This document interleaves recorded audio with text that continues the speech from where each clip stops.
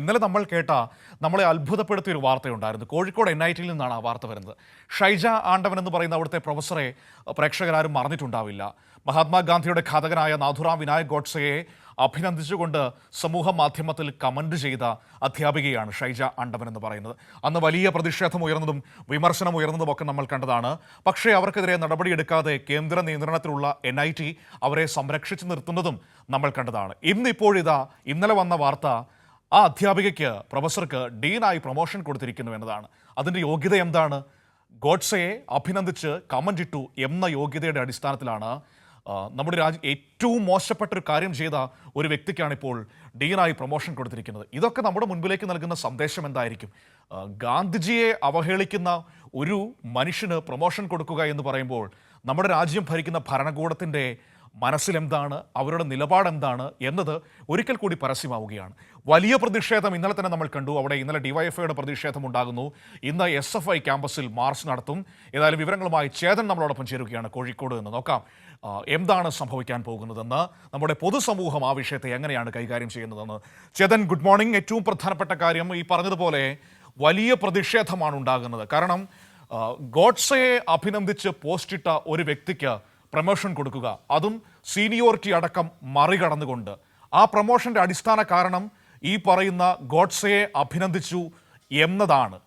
അത് ഒരു ശരിയായ സന്ദേശമല്ല നമ്മുടെ സമൂഹത്തിന് നൽകുന്നത്. ക്യാമ്പസിൽ വലിയ പ്രതിഷേധമാണോ ഇന്നും ഉണ്ടാവുക?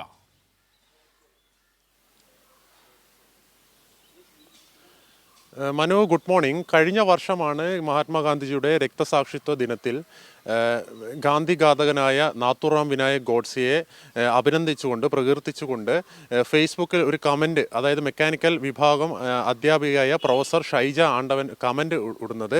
ഈ കമൻറ്റിൻ്റെ പിന്നാലെ വലിയൊരു ജനരോക്ഷമാണ് പൊതുസമൂഹത്തിൽ നിന്നും അതുപോലെ തന്നെ വിദ്യാർത്ഥി സമൂഹത്തിൽ നിന്നും വന്നത്. ഈ സംഭവത്തിൽ ഇവർക്കെതിരെ കലാപാഹ്വാനത്തിൽ കുന്നമംഗലത്ത് പോലീസ് കേസ് രജിസ്റ്റർ ചെയ്തിരുന്നു. അന്ന് SFI ആണ് ഈ അധ്യാപകർക്കെതിരെ